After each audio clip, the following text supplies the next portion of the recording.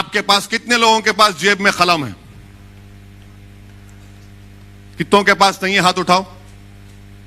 यही परेशानी है मुसलमानों से। कलम रखो जेब में, ये कलम रखो, लिखो, याद रखो इन चीजों को। अब आप किसी को फोन करें, मेरे को फोन करते इनका नंबर दो इम्तियाज जलील का, मैं लिखो बोलते ए कलम ला, अरे कहां रखा कलम? जेब में कलम रखो, ये कलम तुमको जिंदा रखेगा। तलवार जिंदा नहीं रखेगी, कलम जिंदा रखेगा। हम क्यों रिजर्वेशन की बात कर रहे हैं? मैं उद्धव ठाकरे के लिए अब तकरीर करूंगा, यहां से शिवसेना के लिए करूंगा। अब आपको बताना पड़ेगा मेरे इन सवालों का जवाब। क्या बॉम्बे हाई कोर्ट ने अपने इंटरिम ऑर्डर में नहीं कहा कि महाराष्ट्र में वो मुसलमानों में जो 50 या 55 बिरादरियां उनको रिजर्वेशन दिया जा सकता, क्योंकि वो समाजी तौर पर, तालीमी तौर पर, सोशली और एजुकेशनली बैकवर्ड है? क्या कहा था? नहीं कहा था? कहा था, और कहा कि तालीम में दो। उन्होंने कहा कि नौकरियों में भी दे सकते हैं, मगर नौकरियों का जो रिजर्वेशन है उसका कोटा बढ़ गया, मगर तालीम में दो। आपने क्यों नहीं दिया? क्या कांग्रेस पार्टी जबान बंद करके बैठी है? राष्ट्रवादी कांग्रेस मुंह बंद के बैठी है? यह तुम्हारी मोहब्बत है मुसलमानों से? मगर नहीं। हम क्यों पूछ रहे रिजर्वेशन? अब आप लिख लो इसको या याद रखो, ताकि अगर कोई महल्ले में कोई कांग्रेसी, राष्ट्रवादी या सैनिक आया तो उसको बोला ये बैठ जरा सुन, मेरी बर्बादी की दास्तान सुन, और इसका जवाब दे। मेरे भाई, महाराष्ट्र में 11% मुसलमानों की आबादी। हमारे जर्नलिस्ट हजरात भी साथ है, हमसे, हमारे से बड़ी मोहब्बत है उनको। हमसे भी मोहब्बत थी, मालूम था, मगर हमारी गाड़ी से भी मोहब्बत हो गई। मुबारक हो, दूल्हे की गाड़ी जब आती है तो नाचते हैं लोग। महाराष्ट्र में कितने मुसलमान के पास ग्रेजुएट हैं? खाली 4% मुसलमान ग्रेजुएट हैं महाराष्ट्र में। कितने हमारे हिंदू भाई हैं? 8.9%। माने ओवरऑल महाराष्ट्र में 8.7 ग्रेजुएट हैं, जिसमें से मुसलमान खाली 4.9 और हमारे हिंदू भाई 8.9। क्या ये आर्टिकल 15 और 16 को सेटिस्फाई नहीं करता कि हम इतने हमारे कम ग्रेजुएट हैं? और फिर इसके बाद आप देख लो ड्रॉप आउट रेट कितना है मुसलमानों का। ड्रॉप आउट रेट, अब आप खुद अंदाजा लगाइए कि जो मुसलमान प्राइमरी में, अगर 22% मुसलमान प्राइमरी स्कूल में है, मिडिल स्कूल में आते आते खाली 13% हो जाता। कितने? प्राइमरी में 22, तो मिडिल में आते आते 13 हो जाता, और वो मैट्रिक में आते आते खाली 12% हो जाता, और हायर सेकेंडरी इंटरमीडिएट में आते आते वो 7.1% हो जाता, और उसके बाद ग्रेजुएट खाली 4 होते। अब आप सोचो कि आपके घर में आपकी औलाद है, उसको आप प्राइमरी स्कूल में डाल दिए, अब तो स्कूल खुल रहे हैं, यानी अगर 22% मुसलमान के बच्चे प्राइमरी स्कूल में हैं, तो मिडिल स्कूल में आते आते 13% हो जाता, मैट्रिक में आते आते 12% हो जाता, हाई इंटरमीडिएट में, हायर सेकेंडरी में आते आते 7% हो जाता, ग्रेजुएट होते होते 4% हो जाता। यह सबसे कम है, सबसे कम है। ये नहीं देंगे मेरे को रिजर्वेशन, मेरे बच्चे नहीं पढ़ेंगे? क्या उनके मुस्तकबिल में नहीं है कि काबिल बने, पढ़े लिखे बने, डॉक्टर बने, इंजीनियर बने, MBA करे, MCA करे, गवर्नमेंट की नौकरी मिले? मगर नहीं, सेकुलरिज्म को तुमको जिंदा रखना है। तुम सेकुलरिज्म के गुलाम और कैदी बने हुए हो मुसलमानों। क्या मेरे मुकद्दर में यह लिखा है कि मैं सेकुलरिज्म के ट्रेन के स्टेशन पर हमेशा कूली बनकर इन जालिमों का बोझ उठाऊं? क्या तुम अपनी औलाद के मुस्तकबिल का बोझ नहीं उठाओगे? तुम अपने बच्चों के लिए स्कूल नहीं मांगोगे? क्या तुम अपनी बच्चियों के लिए ग्रेजुएशन नहीं मांगोगे? तुम कब तक इन लोगों की गुलामी करोगे?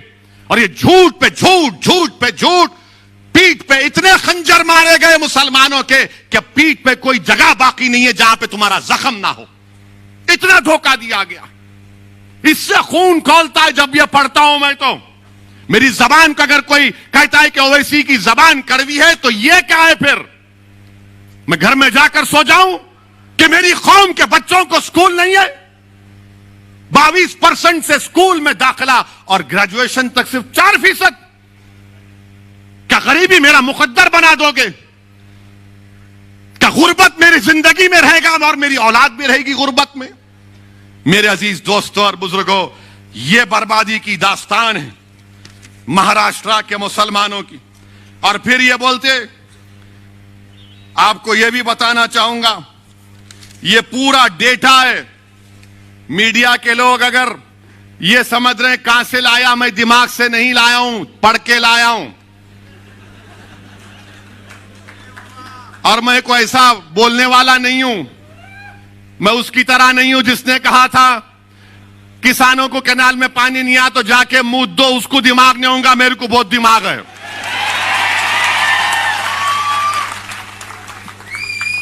अब आप सुनो,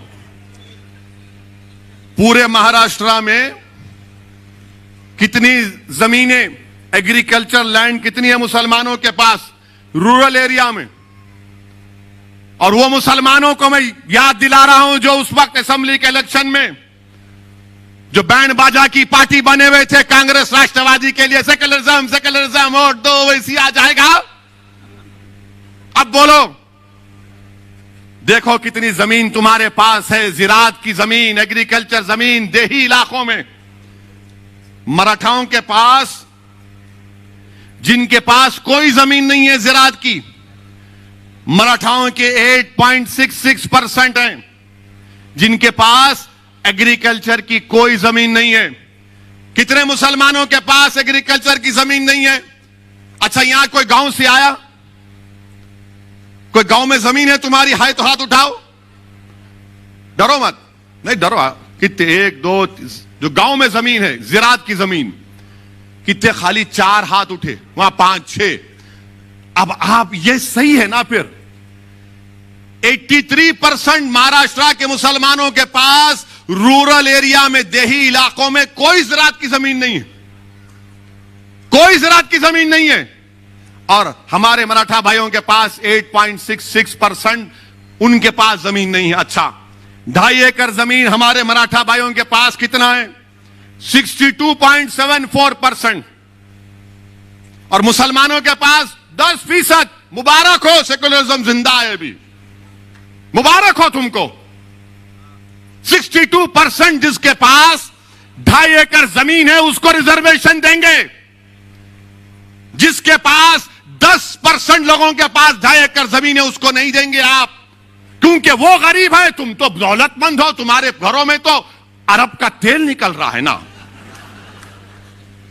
घर में चिराग जलाने के लिए तेल नहीं है और ये जालिम हमको रिजर्वेशन नहीं देंगे। और फिर जिसके पास 5 एकड़ जमीन है, हमारे मराठा भाइयों, 19% मराठा भाइयों के पास 5 एकड़ एग्रीकल्चर रूरल एरिया में लैंड है। मुसलमानों के पास कितनी? 5 एकड़ जमीन कितने लोगों के पास है महाराष्ट्र में? खाली 4.60%। 10 एकड़ 6% मराठाओं के पास है। मुसलमानों के पास कितने? 1.20। और फिर 10 एकड़ के ऊपर कितने मराठाओं के पास जमीन है? 2.70। मुसलमानों के पास 1% भी 10 एकड़ के ऊपर जमीन नहीं है। मुबारक हो आपको मुसलमानों, खास तौर से मुबारक उन लोगों को जो सेक्युलरिज्म के झूठे वादे पर ये राष्ट्रवादी कांग्रेस को वोट देते, बल्कि गुलामी करना उनका मुकद्दर समझते। ये तुम्हारी बर्बादी की दास्तान बयान कर रहा हूं। और फिर इसके बाद आप जाइए, आपकी आमदनी कितनी है मालूम आपको? ये कमेटी बता रही है, कमेटी कह रही है कि सालाना 25,200 जो मुसलमानों की आमदनी है वो सिर्फ 20% है। सालाना 25,200 रुपये, यानी जो 1,200 रुपये महीने कमाता वो महाराष्ट्र में 25% मुसलमान है।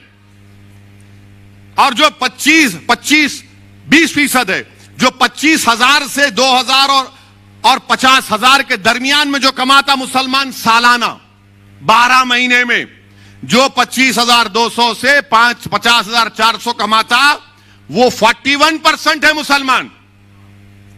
और जो 50,000 से 72,000 जिसकी सालाना आमदनी है वो खाली 20% है मुसलमान।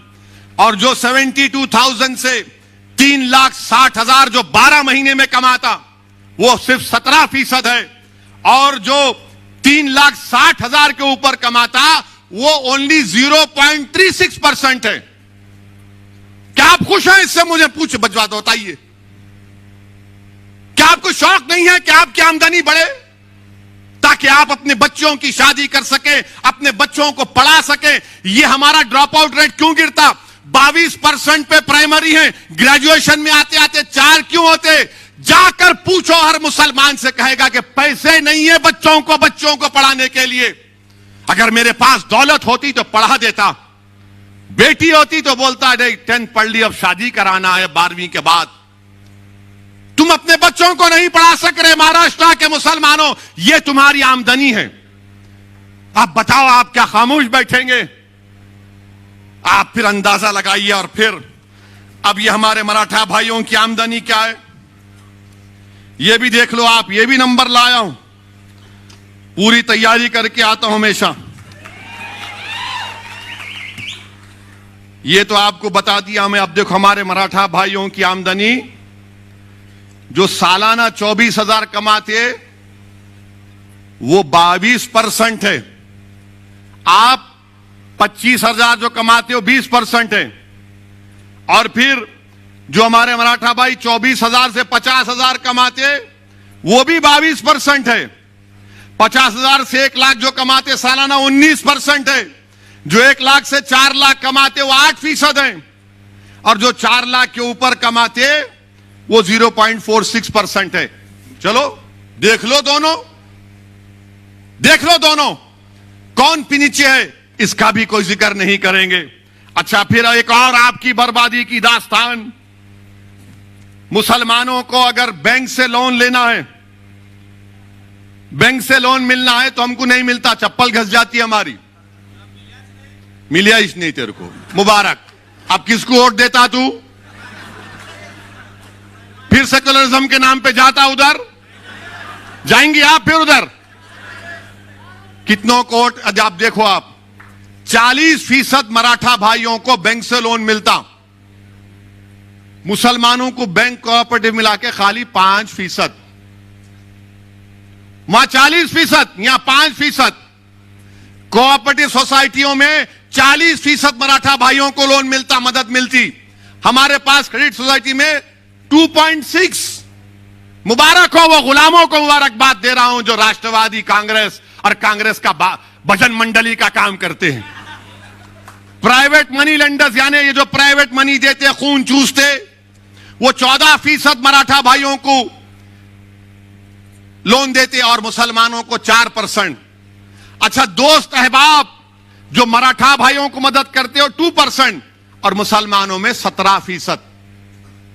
ये डेटा है। आप अब अभी बताओ आप क्या करेंगे? अब आप, इसीलिए मजलिस इत्तेहादुल मुस्लिमीन ने तय किया कि रिजर्वेशन मुसलमान के लिए जरूरी है महाराष्ट्र के। अच्छा, गुर्बत कितनी है? पॉवर्टी पूरे महाराष्ट्र में रूरल एरिया में 28% मुसलमानों में, देही इलाकों में, शहरी इलाके अर्बन इलाके में 15.6। हमारे हिंदू भाइयों में पॉवर्टी रूरल देही इलाकों में 23.8 और अर्बन इलाकों में 6.9। यहां पर भी हम पीछे हैं ना। नहीं दोगे रिजर्वेशन, किसको देगो फिर? ये हमारा ये रिकॉर्ड आपके सामने इसलिए रख रहा हूं। अब आप सुन लो और एक बर्बादी की दास्तान। मुसलमान जो कच्चे घरों में रहता है वो 67% है महाराष्ट्र में। 67% मुसलमान कच्चे घरों में रहता है। तुम्हारे घर नहीं है और तुम सेकुलरिज्म की बात करते हो। मुझे उस बात का गुस्सा आता है। मुझे इन गैरों से, इन दुश्मनों से शिकवा नहीं है, मुझे अपने भाइयों से शिकवा है। मुझे वोट मत दो, मगर ये जुल्म को तो खत्म करो, ये नाइंसाफी को तो खत्म करो। मेरा हक तो मुझे दो, मुझे इज्जत की जिंदगी दो और मौत में भी इज्जत दो। मेरे नौजवानों का मुस्तकबिल दो, मेरे बच्चों को स्कूल दो, मुझे एक मुकाम दो। मैं आसमान से तारे तोड़ने के लाने की बात नहीं कर रहा हूं। ये सब क्या है फिर? मैं कब तक इन घरों में रहूंगा? और आपके पास पक्का घर कितने मुसलमानों के पास? 31%।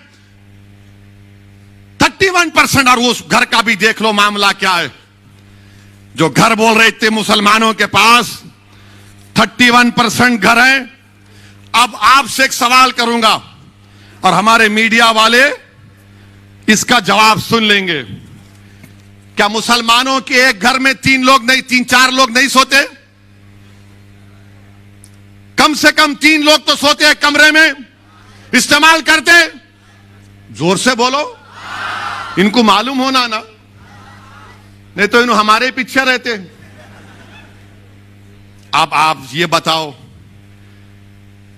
आपको जानकर तकलीफ होगी कि हमारे मराठा भाइयों के पास 3 रूम के कमरे 20% लोगों के पास है। 2 रूम का घर 48% लोगों के पास है। 4 रूम का घर 8% लोगों के पास है। 5 से ज्यादा कमरे का घर 3% लोगों के पास है। मेरे पास क्या है? मेरे पास सेकुलरिज्म है, मेरे पास धोखा है। मेरे दादा को धोखा दिए, उनके बाप को दिए, मेरे बाबा को धोखा दिया, अब तुमको धोखा दे रहे हो। नौजवानों, कल मुस्तकबिल तुम्हारा होगा, तुमको अपना हक हासिल करना पड़ेगा। तुम्हारे वालिद ने तकालीफ उठाई, तुम्हारे दादा ने तकालीफ उठाई। हमने जिन्ना के पैगाम को ठुकराया, हमने भारत को अपना वतन माना और मानते रहेंगे। हमने संविधान को माना मगर जमहूरियत को माना। यह कौन सी जमहूरियत है कि आप मुझे गरीब रख रहे हैं? मेरे अजीज दोस्तों और बुजुर्गों, ये आपके सामने इसलिए कह रहा हूं। अच्छा, कितने मुसलमान स्लम में रहते हैं? महाराष्ट्र की रिपोर्ट कह रही है 54%। 54% लोग स्लम इलाकों में रहते। और आपको मालूम, हमारे मराठा भाइयों के पास 76% मराठा भाइयों के पास टॉयलेट है, मुसलमानों पे के पास खाली 35%। ये डेटा है। मेरे को मालूम है कि कल के बाद हमारे मीडिया वाले, बल्कि आज शाम से शुरू कर देंगे कि शोलापुर में ओवैसी ने भड़काऊ भाषण दिया। अरे थू है तुम्हारी बातों पर, कोई परवाह नहीं है। तुम जो लिखते लिखो, जो दिखाते दिखाओ, मेरी जबान को तुम रोक नहीं पाओगे। यह जुल्म है मेरे मुसलमानों से, यह जुल्म है मुझसे। तुम रिजर्वेशन नहीं देना चाहते, मगर जुल्म क्यों कर रहे मुझ पर? क्यों जुल्म कर रहे मुझ पर? और आपको मालूम, मेरे अजीज दोस्तों और बुजुर्गों, आपके सामने हर चीज को खोल खोल कर बयान कर दिया हूं। अब आप देखो, क्या एक मुसलमान आईएएस ऑफिसर है महाराष्ट्र में? वो एक है, उन्हें बोल रहा मैं नहीं हूं, मैं हिंदू हूं बोल रहा हूं उन्हें। अल्लाह को मालूम उन्हें क्या है। I don't know. इधर भी है उधर भी है, उन्हें बिन पेंदे का लोटा है, उन्हें भी ऐसा है। और ये जो राष्ट्रवादी और कांग्रेस के बोलते, अरे अरे नहीं मियां, उन्होंने आके बोल के चले जाते, उनका क्या है? अरे मैं आके बोल के नहीं जाता हूं, मैं ये तमाम हकीकत बयान कर रहा हूं। और अगर तुमको समझ में नहीं आया तो बुला लो, बैठ के बात करेंगे। अच्छा, एक मुसलमान आईएएस ऑफिसर नहीं है महाराष्ट्र में। आईपीएस ऑफिसर हमारे मराठा भाइयों के 28% आईपीएस ऑफिसर है मराठा भाई। कितने हैं? आपके कितने हैं? 1.9%। बजाओ थाली अब। 20% हैं, उनको रिजर्वेशन देने की बात ये तमाम ये तीनों कर रहे हैं। ये अमर अकबर एंथनी की जोड़ी हमको नहीं देंगे। गारत का गवाह भरता ही नहीं है उनका। 28% आईपीएस ऑफिसर। अच्छा, मंत्रालय में कितने हमारे मराठा भाई काम कर रहे हैं? 16.17%। यानी मराठा भाइयों की आबादी इम्तियाज साहब 33% है। यानी 33% आबादी हमारे मराठा भाइयों की है। आधे से ज्यादा आईएएस ऑफिसर हैं। 28%, 33% पॉपुलेशन, 28% आईपीएस ऑफिसर। आईएफएस कितने हैं मालूम आपको? 18% है हमारे मराठा भाइयों के। आपके कितने हैं? नो, जीरो हैं आप। मेरे अजीज दोस्तों और बुजुर्गों, ये नाइंसाफी की तमाम बातें मैंने आपके सामने रख दिया। अब आप अच्छा पीने का पानी भी ले लो। वैसे माशाल्लाह ये राष्ट्रवादी और ये कांग्रेस, शोलापुर में कितने 5 दिन में एक बार पानी, रोज पानी आता आपको? आता फारूक? 5 दिन में एक मर्तबा आता। हाँ,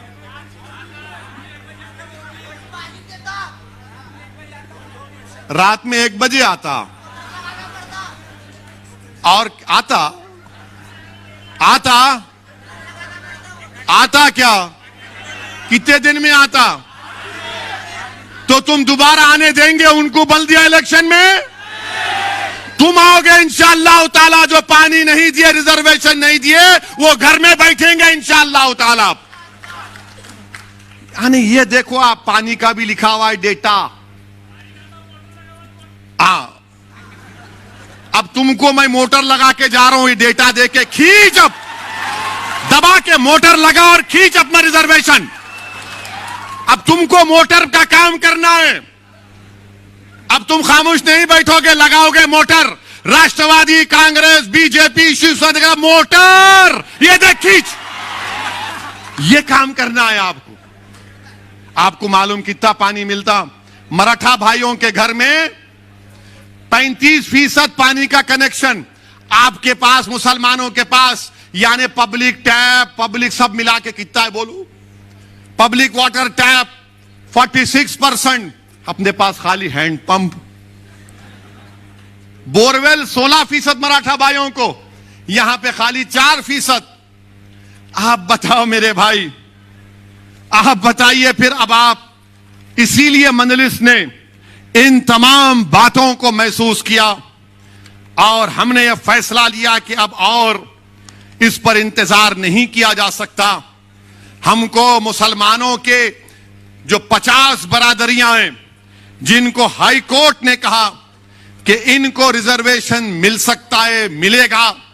मराठा भाइयों को सुप्रीम कोर्ट ने भी कह दिया कि इनका डेटा एम्पिरिकल डेटा नहीं है, इनका बैकवर्डनेस का, सोशल एजुकेशनल बैकवर्डनेस का। आप देना है दो, आप, हम रोक नहीं रहे। मगर इंसाफ किससे होगा? इंसाफ ताकतवर से होगा या मजलूम से होगा? इंसाफ किससे होगा बताओ? इंसाफ ताकतवर से होगा, मजलूम से होगा? इंसाफ ताकतवर से होगा या कमजोर से होगा? इंसाफ तो कमजोर से होना चाहिए ना। इंसाफ तो मजलूम से होना चाहिए। ताकतवर को और ताकतवर करना ये इक्वालिटी नहीं है। कमजोर को ताकतवर के मुकाम पर लाना ये इक्वालिटी है, जिसका भारत की संविधान में बाबा साहिब अंबेडकर ने आर्टिकल फंडामेंटल राइट उसको बना दिया, राइट टू इक्वालिटी को।